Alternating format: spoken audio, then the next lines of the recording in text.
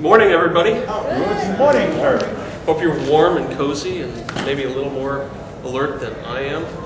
I'm Stephen D Sullivan. You probably know that from the program book and all that kind of stuff. The little sign here. And since we were just talking a little bit about GaryCon, since I've got an hour and a quarter or something to fill, just me with no AV, well, I think we can start just talking about that. Gary Gygax, who was one of the inventors of the game, died, I think it's 3, maybe 4 years now. And those of us who knew him and a lot of fans and friends gathered in Lake Geneva for his funeral. And after the funeral, his family decided that they would have a reception to play games in the old Lake Geneva Legion Hall, which was one of the original places that they played Dungeons & Dragons, and we ran Spring Revels and Winter Fantasies there for many, many years. So after this funeral, which was both a somber and a really joyous event, because Gary had a terrific life in many, many ways, we all went back to this place and we played literally until they kicked us out. Just games of all kinds. And the family, Luke and Heidi and all the rest of them, decided this was so much fun. Why don't we do it every year? Why don't we try to come back from our various places? Some of them are in Hawaii. Luke's over in the desert right now with our troops. Why don't we once a year try to all come back together and just play games the way Gen Con started in Lake Geneva all those years ago? And so that's GaryCon. And GaryCon is next month, and I'm not remembering the dates. It's around the middle of the month. I probably have the dates on my website. I know I do in my newsletter. And so it's kind of a small, old-time game convention with a surprising number of old-timers keep showing up every year. I mean, there are those of us that have lived in the area for a long time and are still here, but then there are people that are, coming in from all over the country at this point. It's 3 days. And is it near Metro or not? I'm sorry? Is it near Metro? No, it's in Lake Geneva, and the train lines stopped running to Lake Geneva a long time ago, sadly. But it's, I think if public transportation is an issue, you probably could catch, I'm sure they have shuttles from O'Hare, so I don't know, it would be a long trip. But I know that they run shuttles up from O'Hare and maybe some of the other airports as well. So it's not on the line, but it's a great old-time, fairly small convention. It gets bigger every year, as these are wont to do. But it's a good place to go and see a lot of the old D&D folks and just play games. I mean, my wife and I have gone every year, and it's not only a reunion with us with our old buddies, who a lot of whom we don't get to see otherwise, but it's a great place to play D&D and to play board games and the other kind of stuff that Gary loved. And there's always someone there that's into. It's really funny. The people in the group are maybe not so much, but there's always someone there that's really into the history, and he's got some kind of a show. Last year he had a historical castle set up that he recreated based on the old games that Gary used to play that led to D&D, and it was a big miniatures event and all that kind of stuff. And it's just a great time. So if any of you are looking for kind of an intimate, fun D&D experience, that's a good place to go. And there are pickup games as well as scheduled events. So that's next month, and I'll be there. And kind of doing a tour of conventions this year. There have been a lot of years where I've just kind of stayed at home and written and not gotten out for a while since they moved Gen Con to Indiana. I'm doing Gen Con as well this year. So turn out for that. It'll be fun. Well, they said that they kind of surprised me and put me on a panel by myself to talk about D&D the beginning. And I'm a pretty good person to speak on that because I got there very early. I wasn't there in the earliest days at all. Let me kind of talk a little bit about myself first. As I said when you all came in, My name is Stephen D Sullivan. I started working at TSR in 1980, which is frighteningly over 30 years ago. And I actually left college to take a job out there. And I've been involved with TSR and its successors ever since, off and on. Not constantly. I'm not someone that's been on staff all that time. My background, I was born in Moline, Illinois. My parents moved to Massachusetts, where their parents were from when I was small. I was raised in a small town called Sharon, Massachusetts, which, for any of you who might be football fans, is right next to Foxborough, where the Patriots play. So, but the thing is, we weren't big Patriots fans back then because they weren't much of a team, and the quarterback lived next to a friend of mine. But at the time, we had all gotten into this new game that had been invented out in the Midwest called Dungeons and Dragons.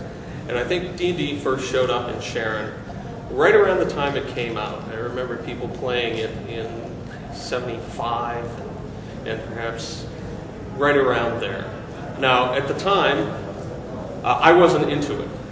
It looked like a cool game, but I was also kind of a big Tolkien head, and probably a lot of us got into D&D because we were into Tolkien at some point.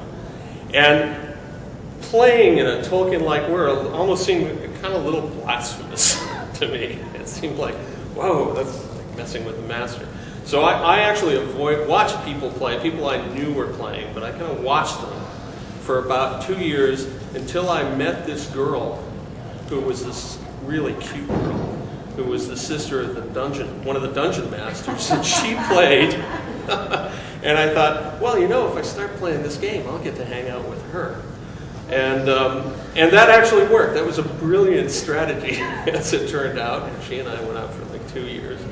And that was how I got my introduction to D&D. I created my own game world and started running it in 1977, in about January of 1977. And we played, like most people that were into D&D back in the 70s, we played just incessantly. It was every moment. We weren't out dating or something like that, or in school. We were playing games. And I was lucky enough that the town I grew up in was kind of a brainiac town. It was kind of upper middle class, largely Jewish, very well educated. I mean, the people from my town, generally, if you didn't go to MIT or Harvard, you were slumming. I mean, the Ivy League schools, Brown and Princeton and all those kind of things, Caltech, where a friend of mine went, those were kind of looked down on because they weren't Harvard or MIT.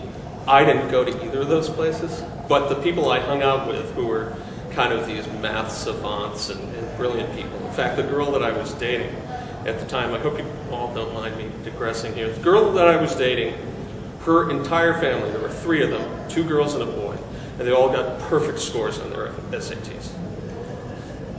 Perfect scores. And they weren't maybe the smartest people in the town. There was another guy that I played D&D with who graduated from MIT in 5 years with 3 degrees, and he was the class valedictorian. So there were a lot of smart people playing D&D in this little area in Massachusetts. And I was not in their class.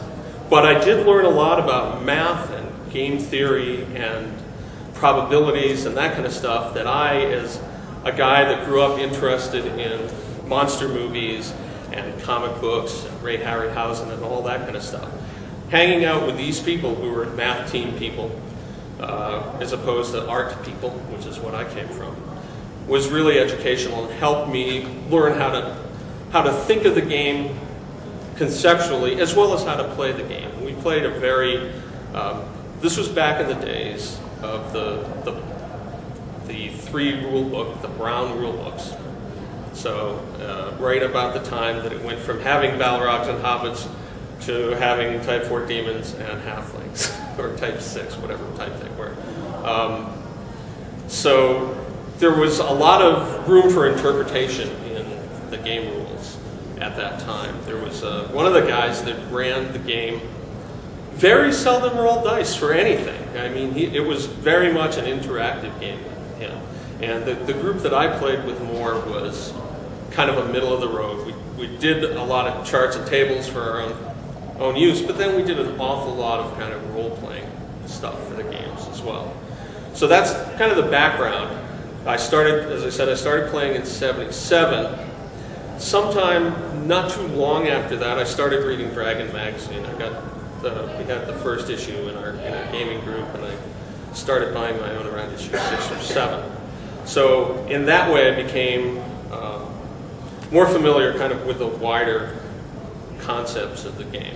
There was a point, and I'm going to say it was around issue 25 was when it came out, but they started running contests in order to involve the fans with D&D and the magazine at the time. And one of the first ones they did was a Draw the Monster contest. And being art-oriented, naturally, I had an afternoon at my friend's house with a Sharpie pen, and though they didn't call them that back then, and some watercolors. And I drew up the monster that was described, and as I recall, it was a passage from Fritz Leiber, who I'm never sure if it's Lieber or Leiber, but since he's dead, it probably doesn't matter. It was something from Fafhrd and the Grey Monster, I think, of these lizard-like creatures that had swords where their hands should have been. So I drew that up, and I sent that in, not thinking too much about it. And much to my surprise, I placed third behind, I think the first place winner was Bob Charette, who I don't know if any of you remember from, he did Bushido, which was a really, really good game, and Bob was a really good artist and designer. And one of the other people who placed behind me, amazingly enough, at that time was Errol Otis, who by the time I went to TSR was one of their cover